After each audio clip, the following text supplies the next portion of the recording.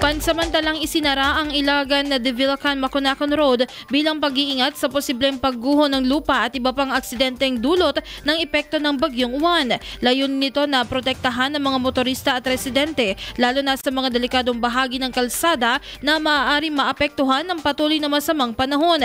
Inatasan ng mga kapulisan na maglagay ng 24/7 checkpoint sa mga pangunahing entry at exit point at makipag-ugnayan sa kani-kanilang lokal na pamahalaan upang matiyak ang mahigpit na pagpapatupad ng road closure.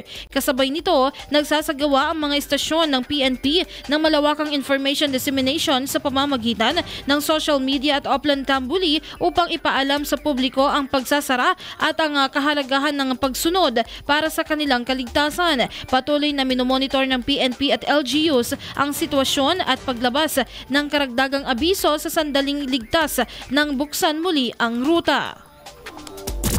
IFM News.